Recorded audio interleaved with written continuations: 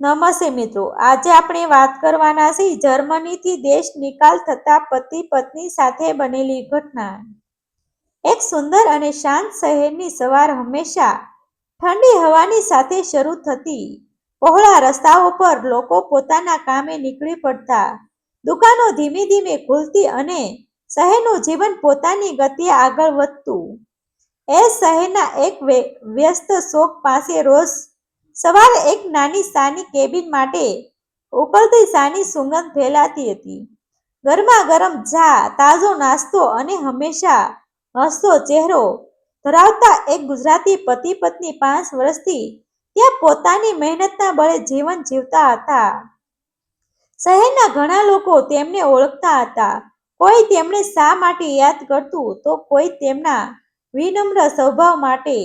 પરંતુ કોઈને કલ્પના પણ કરી ન હતી કે થોડા જ દિવસોમાં તેમની જિંદગી એવો વળાંક લેશે કે બધું ક્ષણવારમાં બદલાઈ જશે. આ દંપતીનું નામ હતું મનોજ અને રીના. બંને ગુજરાતના એક નાનકડા ગામના રહેવાસી હતા. ગામમાં તેમની પાસે બહુ સંપત્તિ નહોતી, પરંતુ ઈમાનદારી અને મહેનત તેમની સૌથી મોટી મૂડી હતી. મનોજ બાળપણથી જ મહેનતુ હતો.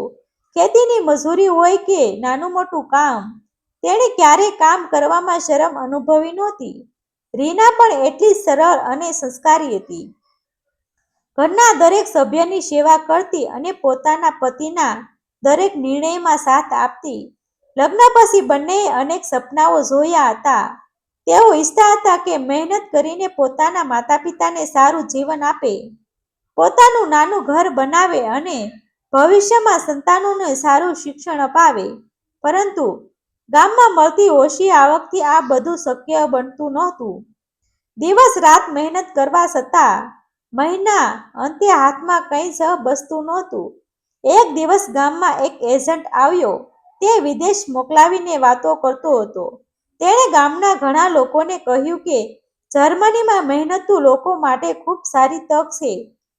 ત્યાં કામની કમી નથી, કમાણી પણ સારી છે અને થોડા વર્ષોમાં માણસ પોતાનું નસીબ બદલી શકે છે. એજન્ટની વાતો સાંભળીને ઘણા લોકો પ્રભાવિત થયા. મનોજ પણ વિચારમાં પડી ગયો. શરૂઆતમાં મનોજને વિશ્વાસ નહોતો આવ્યો, પરંતુ એજન્ટને અનેક ફોટા બતાવ્યા, મોટા મોટા વસનો આપ્યા અને કહ્યું કે આ બધા દસ્તાવેજોની જવાબદારી તેની રહેશે. માત્ર પૈસાની વ્યવસ્થા કરો, બાકીનું બધું તે સંભાળી લેશે. મનોજે ઘણીવાર વિચાર કર્યો. આખરે પરિવાર સાથે ચર્ચા કર્યા પછી તેણે જોખમ લેવાનું નક્કી કર્યું. ઘરમાં જે થોડું સોનું હતું તે વેચાયું, થોડી જમીન ગીરવે મૂકી, સગા સંબંધીઓ પાસેથી ઉધાર લીધું, જીવનભરની બચત પણ કાઢી લીધી. આમ કરીને મોટી રકમ ભેગી કરવામાં આવી અને એજન્ટને સોંપી દેવામાં આવી. એજન્ટે ખાતરી આપી કે બધા દસ્તાવેજો કાયદેસર છે અને હવે ચિંતા કરવાની કોઈ જરૂર નથી. થોડા મહિનાઓ પછી મનોજ અને રીના જર્મની પહોંચી ગયા. નવા દેશની ભાષા, નવા લોકો અને નવી પરિસ્થિતિઓ. શરૂઆતના દિવસો તેમના માટે ખૂબ મુશ્કેલ હતા. ભાષા સમજાતી નહોતી, કોઈ ઓળખીતું નહોતું, દરેક નાનું કામ અને મોટા પડકાર લાગતું હતું. છતાં બંને હિંમત હારી નહીં. મનોજે જ્યાં કામ મળ્યું ત્યાં કામ કર્યું. ક્યારેક સફાઈનું કામ, ક્યારેક ગોદામમાં સામાન ગોઠવવાનું, તો ક્યારેક ભાર મજૂરી. રીના પણ ઘરમાં સફાઈ અને રસોડામાં કામ કરીને પતિનો હાથ બટાવતી. દિવસના 12 થી 14 કલાક મહેનત કર્યા પછી જ થોડા પૈસા બચતા. પરંતુ બંનેના મનમાં એક જ વિચાર હતો, આજે મુશ્કેલી છે, કાલે સારું થશે. સમય પસાર થતો ગયો. ધીમે ધીમે તેઓએ ભાષાના થોડા શબ્દ શીખી લીધા. શહેરના રસ્તાઓ ઓળખાઈ ગયા. લોકો સાથે ઓળખાણ વધવા લાગી. 5 વર્ષ સુધી સતત મહેનત કર્યા પછી બંને પાસે થોડી બચત થઈ. ત્યારે રીનાએ એક દિવસ મનોજને કહ્યું, આપણે આખી જિંદગી બીજાના કામમાં જ પસાર કરીશું કે પોતાનું કંઈક શરૂ કરીશું? મનોજ થોડો વિચારમાં પડ્યો. પછી બંનેએ નક્કી કર્યું કે નાની ચાની કેબિન શરૂ કરવી. ગુજરાતના સ્વાદ જેવી ચા અને ઘર જેવો નાસ્તો બનાવવામાં રીના ખૂબ નિષ્ણાત હતી. બંનેએ બચેલા પૈસા ભેગા કરીને એક નાનકડું સ્થાન ભાડે લીધું, જૂના વાસણો ખરીદ્યા, થોડું ફર્નિચર ગોઠવ્યું અને ખૂબ જ સાદાઈથી પોતાની કેબિન શરૂ કરી. શરૂઆતના ગ્રાહકો ઓછા આવતા, પરંતુ જે કોઈ એકવાર ચા પી જતો તે ફરી જરૂર આવતો. રીનાના હાથની ચા અને મનોજનો હસમુખો સ્વભાવ લોકોના દિલ જીતી લેતા. ધીમે ધીમે તેમની કેબિનની ઓળખ વધવા લાગી. આસપાસ કામ કરતા લોકો રોજ સવારે અને સાંજે ત્યાં આવવા લાગ્યા. ઘણા સ્થાનિક લોકો પણ તેમની સાદગીથી પ્રભાવિત થયા.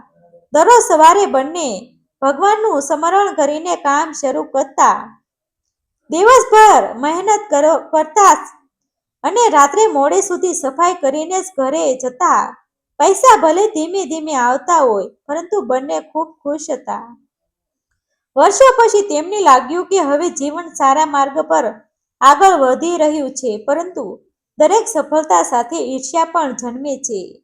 કેબિનની સામે જ વર્ષોથી ચાલતી અનેક દુકાનો હતી.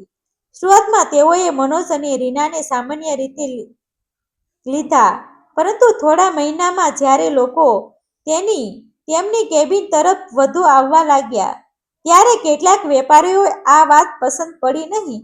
ધીમે ધીમે તેમની વચ્ચે નારાજગી વધવા લાગી. એક દિવસ બે સ્થાનિક લોકો કેબિન પર આવ્યા. તેમણે ચા તો પીધી, પરંતુ જતા જતા મનોજને કડક અવાજમાં કહ્યું, આ વિસ્તાર છોડીને ચાલ્યો જા, અહીં તમારું કામ લાંબુ નહીં ચાલે. મનોજને તેમની વાત સમજાઈ નહીં. તેમણે હસીને વાત ટાળી દીધી. તેને લાગ્યું કદાચ કોઈ ગેરસમજ હશે, પરંતુ ત્યારથી અજીબ ઘટનાઓ શરૂ થઈ ગઈ. ક્યારેક કેબિનની બહાર કચરો ફેંકી દેવામાં આવતો, ક્યારેક ગ્રાહકોને ખોટી વાતો કહીને ડરાવવામાં આવતા, તો ક્યારેક રાત્રે કોઈ આવીને બોર્ડને નુકસાન પહોંચાડતું. રીના વારવાર કહેતી, મનોજ, મને કંઈક સારું લાગતું નથી, આપણે સાવચેત રહેવું જોઈએ. મનોજ હંમેશા એક જ જવાબ આપતો, આપણે કોઈનું ખરાબ કર્યું નથી, ભગવાન બધું સારું કરશે. પણ તેને ખબર નહોતી કે તેની ભોળાશનો ફાયદો ઉઠાવવાની તૈયારી ઘણા સમયથી ચાલી રહી હતી. એક સાંજે કેબિન બંધ કરીને બંને ઘરે જવા નીકળ્યા, ત્યારે દૂર ઊભેલા કેટલાક અજાણ્યા લોકો તેમની તરફ નિર્ણય નજરે જોઈ રહ્યા હતા. તેમના ચહેરા પરનો ગુસ્સો સ્પષ્ટ દેખાતો હતો. મનોજે ફરી એકવાર વાતને અવગણી લીધી. તે રાત્રે રીનાની ઊંઘ જ આવી નહીં. તેના મનમાં સતત એક અજાણ્યો ડર ઘૂમતો રહ્યો. બીજી તરફ મનોજ આવનારા દિવસોના સપનાઓ જોઈ રહ્યો હતો. તેને લાગતું હતું કે હવે થોડા વર્ષોમાં તેઓ બધું દેવું ચૂકવી દેશે અને પરિવારને ગૌરવ અપાવશે. બીજા દિવસે સવાર હજુ સંપૂર્ણ રીતે ઉજાસ પણ ફેલાયો નહોતો. મનોજ અને રીના રોજની જેમ વહેલા ઉઠ્યા. ભગવાનનું સ્મરણ કરીને બંને કેબિન તરફ નીકળ્યા. મનોજના મનમાં નવા દિવસની આશા હતી, જ્યારે રીનાના મનમાં ગઈ રાતથી અજાણ્યો ભય હજુ પણ જીવતો હતો. કેબિન નજીક પહોંચતા જ બંનેના પગ થંભી ગયા. આખી કેબિનનો નજારો જોઈને બંનેની આંખોમાંથી આંસુ વહેવા લાગ્યા. કાચના બધા ભાગ તોડી નાખવામાં આવ્યા હતા. વાસણો રસ્તા પર ફેંકી દેવામાં આવ્યા હતા. ચા બનાવવાના વાસણો ચકનાચૂર થઈ ગયા હતા. ટેબલ ખુરશીને તોડી નાખવામાં આવી હતી. પૈસા રાખવાનું નાનું બોક્સ પણ ગાયબ હતું. 5 વર્ષના પરસેવાની કમાણી અને મહેનતથી ઊભું કરેલું નાનકડું સપનું માત્ર થોડા કલાકોમાં ખંડેરમાં ફેરવાઈ ગયું હતું. રીના જમીન પર બેસીને રડવા લાગી. મનોજ પણ શબ્દ વિના ઊભો રહ્યો. તેણે ધીમે ધીમે તૂટેલા વાસણો ઉપાડવા શરૂ કર્યા. આસપાસના કેટલાક લોકો ઊભા રહીને માત્ર દ્રશ્ય જોતા રહ્યા, પરંતુ મદદ માટે કોઈ આગળ આવ્યું નહીં. થોડી વારમાં પોલીસ ત્યાં આવી પહોંચી. મનોજને આશા હતી કે હવે ન્યાય મળશે. તેણે આખી ઘટના સમજવાનો પ્રયાસ કર્યો, પરંતુ વાત સાંભળીને બદલે પોલીસે કડક સ્વરે પૂછપરછ શરૂ કરી. થોડા સમય પછી કેટલાક સ્થાનિક લોકો પણ ત્યાં આવી ગયા. અને મનોજ રીના સામે ખોટા આરોપો લગાવવામાં લાગ્યા. તેમણે કહ્યું કે આ દંપતી લોકો સાથે ઝઘડા કરે છે, ગેરકાયદેસર રીતે ધંધો ચલાવે છે અને વિસ્તારમાં અશાંતિ ફેલાવે છે. મનોજને વિશ્વાસ જ ન આવ્યો.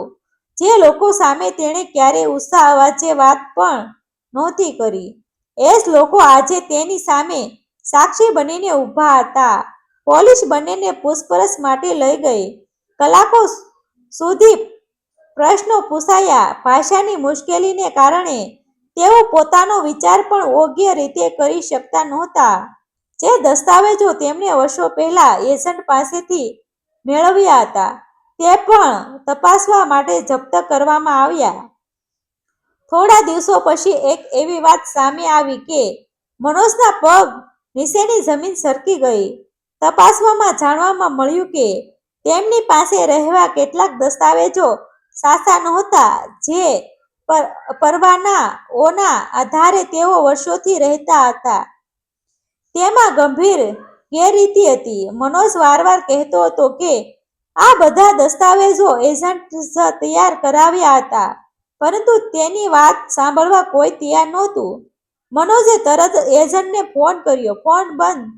ફરી કર્યો, બંધ. બીજા નંબર પર કર્યો, તે પણ બંધ. ભારતમાં રહેતા ઓળખીતાઓને કહ્યું કે એજન્ટના ઘરે જઈને તપાસ કરો. ત્યાં ખબર પડી કે એજન્ટ ઓફિસ બંધ કરીને ઘણા મહિનાઓ પહેલા જ ગાયબ થઈ ગયો હતો. તેની સામે અનેક લોકોની ફરિયાદો હતી. ઘણા પરિવારો પાસેથી લાખો રૂપિયા લઈને ફરાર થઈ ગયો હતો. આ સમાચાર સાંભળીને મનોજ અને રીનાને સમજાઈ ગયું કે તેઓ માત્ર તોડફોડ જ નહીં, પરંતુ બહુ મોટી છેતરપિંડીનો પણ ભોગ બન્યા હતા.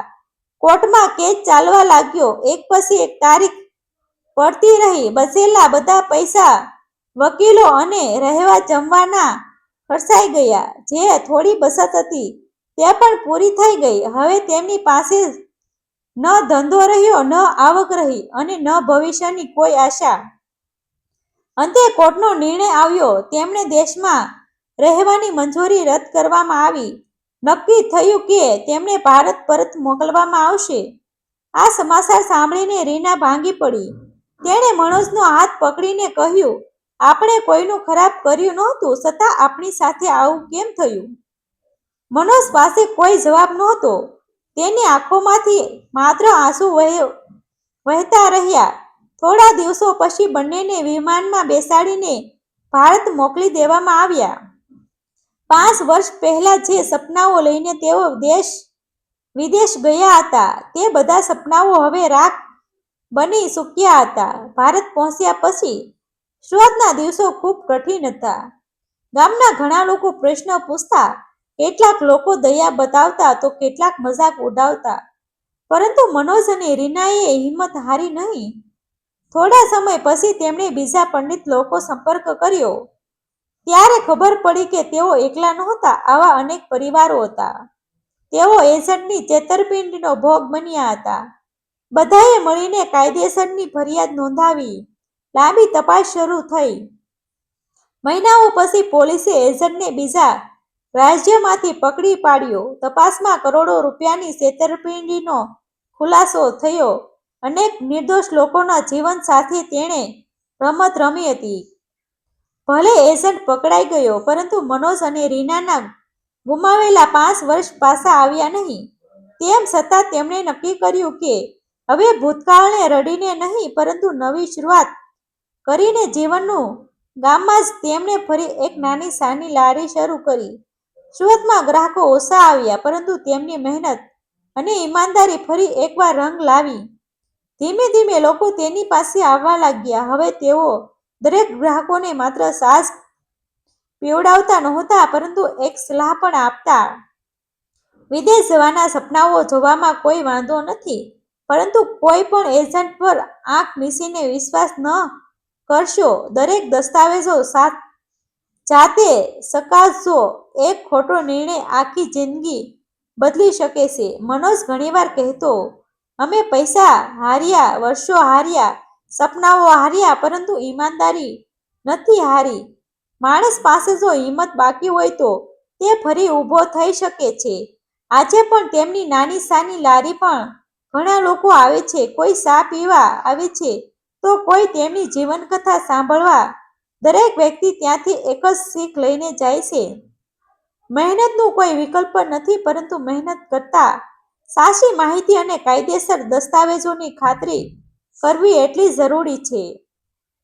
અજાણ્યા લોકોના મીઠા વચનો પર વિશ્વાસ કરવાની વર્ષોની કમાણી અને આખું ભવિષ્ય જોખમમાં પડી શકે છે. આ વિડીયોમાં દર્શાવેલા વાર્તા સત્ય ઘટનાઓથી પ્રેરિત કાલ્પનિક રજૂઆત કરવામાં આવી છે. પાત્રોના નામ અને સ્થળ અને કેટલાક પ્રસંગો વાર્તાને અસરકારક બનાવવા માટે બદલવામાં આવ્યા છે. આ વિડીયોનો હેતુ માત્ર મનોરંજન અને જાગૃતિ ફેલાવવાનો છે. આભાર મિત્રો. ગમે તો શેર કરી દેજો.